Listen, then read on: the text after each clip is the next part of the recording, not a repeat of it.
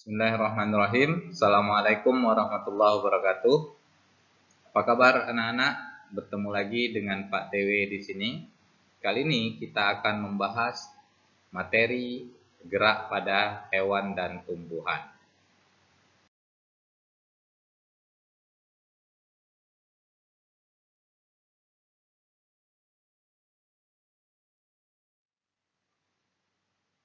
Nah, pada pembahasan sebelumnya kita sudah membahas gerak pada manusia, ya. Sekarang kita akan coba membahas terlebih dahulu tentang gerak pada hewan. Nah, kali ini pada video kali ini kita akan spesifik membahas bagaimana gerakan hewan di lingkungannya masing-masing. Oke, maka kita bisa lihat di sini kita akan coba bahas tentang gerak hewan di air, gerak hewan di darat, dan gerak hewan di udara. Nah, hewan yang hidup di air itu biasanya memiliki tubuh yang massa jenisnya lebih kecil daripada lingkungannya.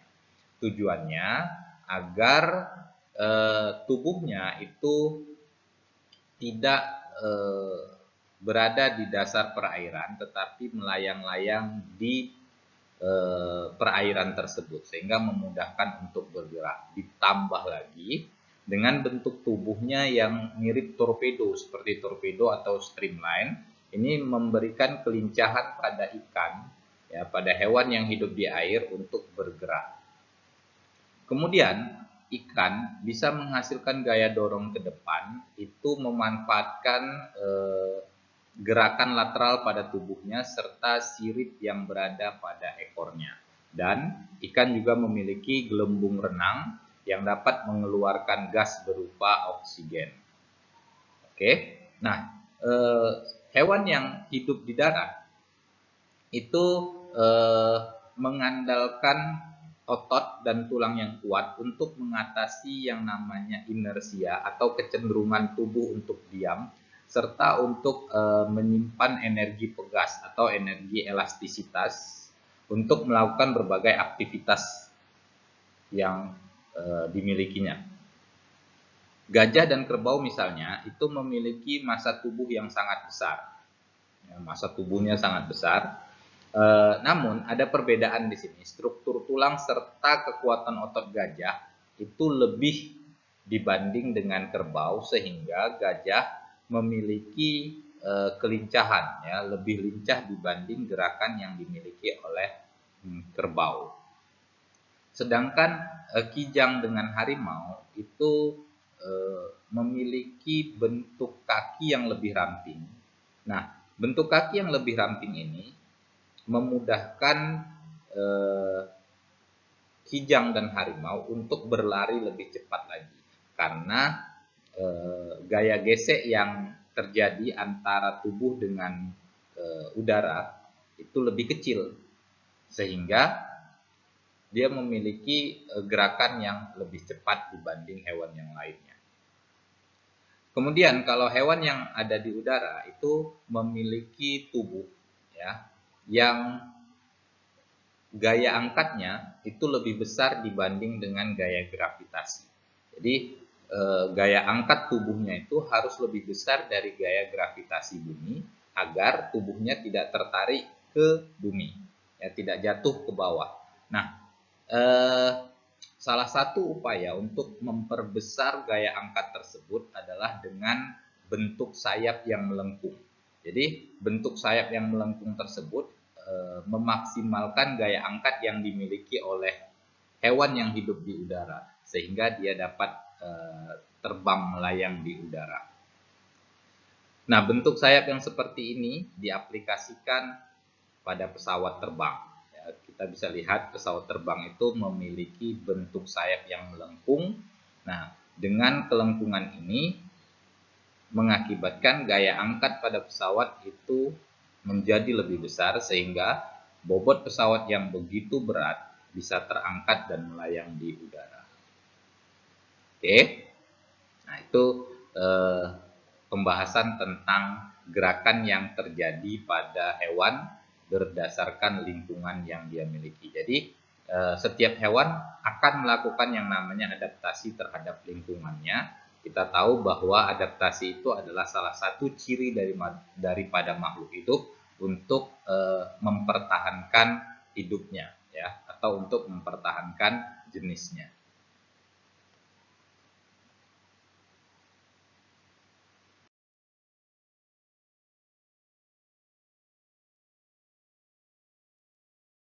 Selanjutnya, yaitu tentang gerak pada tumbuhan.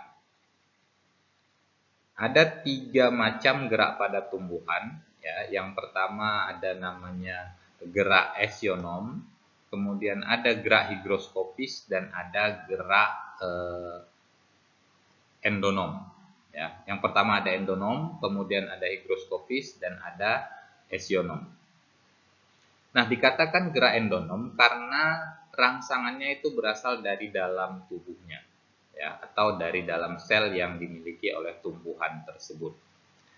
Kemudian gerak higroskopis itu disebabkan karena adanya perbedaan kadar air, ya, yang dimiliki oleh tumbuhan tersebut atau sel yang membangun tubuh tumbuhan tersebut. Ya, misalnya buah polong-polongan seperti petai kita katakan.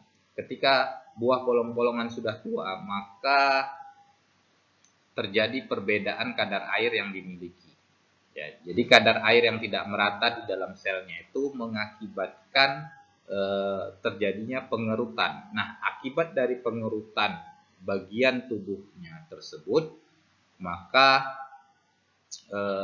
buah polong-polongan itu akan terbuka. Nah, membukanya buah polong-polongan itu disebut dengan gerak higroskopis, ya, karena perbedaan kadar air yang dimiliki. Kemudian yang ketiga adalah gerak esionom, ya. Ini gerakan yang terjadi karena adanya rangsangan dari luar, dari lingkungan yang diterima oleh tumbuhan tersebut. Nah, berdasarkan respon gerakannya, ya, dikelompokkan gerak esionom ini menjadi 3 kelompok, bisa kita bagi lagi menjadi 3 kelompok. Yang pertama ada namanya gerak tropisme, kemudian ada gerak taksis, dan ada gerak nasti. Nah, nanti akan kita bahas satu persatu tentang tropisme, taksis, dan nasti tersebut.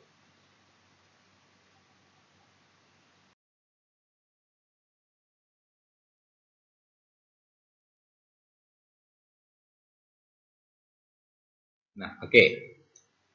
Gerak esionom itu terbagi ke dalam 3 macam. Ada namanya gerak tropisme, kemudian ada gerak taksis, dan ada gerak nasti. Nah, yang pertama kita bahas pengertiannya terlebih dahulu. Tropisme itu adalah gerak tumbuhan yang arah gerakannya itu dipengaruhi oleh arah datangnya rangsangan. Ya, gerak tumbuhan yang dipengaruhi oleh arah datangnya rangsangan. Jadi arah gerakannya itu dipengaruhi oleh arah datangnya rangsangan.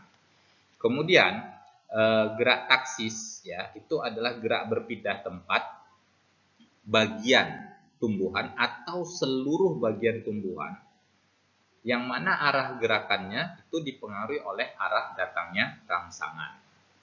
Oke. Kemudian yang ketiga ada gerak nasti. Nah, gerak nasti ini adalah gerak bagian tubuh tumbuhan yang arah gerakannya tidak dipengaruhi oleh arah datangnya rangsangan. Oke. Nah, di mana perbedaannya? Sekarang kita kupas satu persatu. Kita lihat tadi tropisme itu adalah gerak bagian tubuh tumbuhan yang arah gerakannya dipengaruhi oleh arah datangnya rangsangan. Nah, ini berkebalikan dengan gerak nasti. Kalau gerak nasti, gerak bagian tubuh tumbuhan juga, tapi arah gerakannya tidak dipengaruhi oleh arah datangnya rangsangan. Sedangkan gerak taksis itu gerak berpindah tempat, baik yang berpindah bagian tubuhnya atau tubuhnya secara keseluruhan berpindah tempat. Nah, arah perpindahannya itu dipengaruhi oleh arah datangnya rangsangan. Oke. Nah, di sini sudah terlihat di situ ada 5 macam daripada gerak tropisme berdasarkan rangsangan yang dimilikinya. Pertama ada fototropisme, kemudian ada geotropisme, hidrotropisme, tikmotropisme, dan kemotropisme. Oke, Fototropisme, foto artinya cahaya. Berarti gerak tropisme ini dipengaruhi oleh cahaya. Jadi arah gerakannya itu dipengaruhi oleh arah datangnya cahaya. Misalnya, kita bisa lihat di situ ada tumbuhan yang berada dalam satu ruangan, kemudian ada celah tempat masuknya cahaya matahari, maka arah daripada batang tersebut bergeraknya menuju ke arah celah tersebut, di mana cahaya matahari masuk melalui celah tersebut. Ya. Kemudian kalau geotropisme itu rangsangannya berupa gaya gravitasi, ya, gaya gravitasi yang berasal dari pusat bumi, sehingga arah gerakan bagian tumbuh-tumbuhan itu selalu menuju ke arah gaya gravitasi yang berasal dari pusat bumi. Contohnya gerak daripada akar, ya, akar dimanapun itu selalu tumbuh dan bergerak menuju ke pusat bumi. Kemudian hidrotropisme, hidro artinya air, berarti rangsangannya berupa air. Nah, ini bisa kita contohkan pada akar tanaman juga. Kita tahu akar itu kan sebagai alat pada tumbuhan untuk menyerap air dan nutrisi yang berada di dalam tanah. Nah, jadi arah gerakan akar itu juga dipengaruhi oleh arah sumber air. Biasanya di mana sumber air yang paling banyak, maka arah gerak akar akan menuju ke sumber air tersebut. Nah, ini disebut dengan hidrotropisme. Kemudian yang selanjutnya adalah tikmotropisme, itu artinya sentuhan atau singgungan, lebih tepatnya singgungan atau benturan. Misalnya pada tanaman sirih yang memiliki sulur, ya, batang yang menjalar. Nah, ujung daripada sulur itu apabila bersinggungan dengan benda di depannya, dia akan melilit benda tersebut. Jadi gerakan melilit sulur tersebut itu disebut dengan gerak tikmotropisme. Dan yang terakhir adalah kemotropisme. Kemo itu zat kimia, berarti rangsangannya berupa zat kimia. Nah, kita bisa ambil contoh pada akar juga, ya. Kalau tanaman kita kasih pupuk itu kan berupa zat kimia, maka arah gerakan akar ini juga cenderung menuju ke arah sumber kimia itu berasal. Nah, jadi gerak seperti ini disebut dengan gerak kemotropisme. Selanjutnya, gerak taksis itu ada dua kelompok, ya. Yang pertama fototaksis, kemudian ada kemotaksis. Jadi rangsangannya berupa foto atau cahaya, ya. Nah, contohnya bisa kita lihat, ini adalah gambar daripada klorofil. Kamu bisa lihat. Nah, klorofil itu bergerak, ya, bergerak di dalam sel tumbuh-tumbuhan itu dikarenakan adanya cahaya. Jadi biasanya kalau bagian tumbuhan, daunnya lebih tepatnya, kalau daun tersinari matahari, maka di bagian yang banyak terkena cahaya matahari itu akan menumpuk di situ klorofil. Ya, kloroplasnya akan menumpuk ke situ. Nah, jadi gerakan kloroplas menuju ke sumber cahaya tadi itu disebut dengan gerak taksis. Jadi berpindah tempat, kloroplasnya berpindah tempat. Nah, itu bedanya. Kalau taksis tadi kan gerak berpindah tempat. Jadi kloroplasnya berpindah tempat menuju ke tempat yang terkena cahaya matahari. Kemudian ada kemotaksis, ya, kemo itu zat kimia. Nah, ini contohnya pada sel spermatozoid yang membuahi sel ovum yang terdapat pada bakal buah. Jadi setelah terjadinya penyerbukan, ya, setelah terjadinya penyerbukan itu kan serbuk sari pecah, kemudian inti selnya membelah menjadi inti generatif dan inti vegetatif. Kemudian inti vegetatifnya inti generatifnya nanti membelah kembali membentuk inti sel sperma, ya. Inti sel sperma ini nanti akan bergerak menuju ke sel telur yang berada di dalam bakal buah. Nah, gerakan sel sperma menuju ke bakal buah tersebut, di mana di dalamnya terdapat ovum. Nah, ini disebut dengan kemotaksis karena sel spermatozoanya berpindah tempat menuju ke sumber zat kimia yang dihasilkan oleh sel telur tersebut. Oke. Nah, kemudian gerak nasti ada 4 macam ya berdasarkan rangsangannya, berupa seismonasti, niktinasti, fotonasti, dan termonasti. Nah, seismonasti itu rangsangannya berupa sentuhan. Ya. Kita bisa contohkan pada tanaman putri malu. Jadi tanaman putri malu kalau kita sentuh, daunnya akan menutup. Nah, di sini perbedaannya ya. Bisa kamu perhatikan dengan baik bahwa apabila tanaman putri malu disentuh, maka daunnya menutup. Tapi arah gerakan menutupnya daun tersebut tidak dipengaruhi oleh arah datangnya rangsangan. Dari mana sentuhan itu berasal? Ya, jadi tidak terpengaruh terhadap sentuhannya, arah sentuhannya. Dia tetap akan menutup seperti biasa. Nah, itu disebut dengan seismonasti. Kemudian ada niktinasti. Nah, niktinasti ini keadaan gelap. Ya, keadaan gelap di mana daun biasanya akan menutup pada malam hari. Ya, misalnya juga pada tanaman putri malu atau tanaman-tanaman polong-polongan, ya, daun majemuk, ya. Biasanya daunnya itu akan menutup pada malam hari. Nah, menutupnya daun pada malam hari ini disebabkan karena keadaan gelap, ya, yang terjadi pada kondisi lingkungan. Jadi menutup dia, daun-daunnya itu menutup ya pada malam hari. Nah, ini disebut dengan niktinasti. Kemudian ada fotonasti. Nah, foto itu artinya cahaya. Jadi rangsangannya berupa cahaya.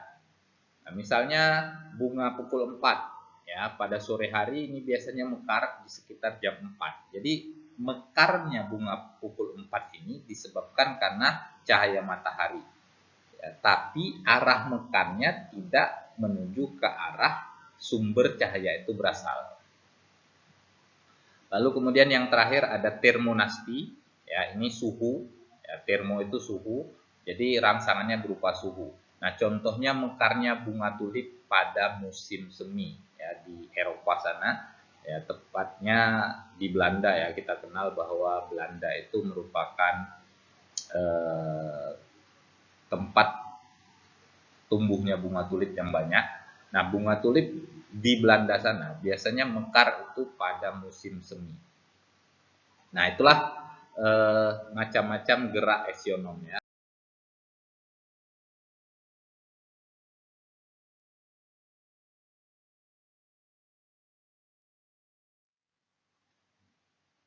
Nah, Bapak rasa itu saja penjelasan untuk kali ini. Kita bertemu di video pembelajaran berikutnya. Sekian dan terima kasih. Billahi taufik wal hidayah. Assalamualaikum warahmatullahi wabarakatuh.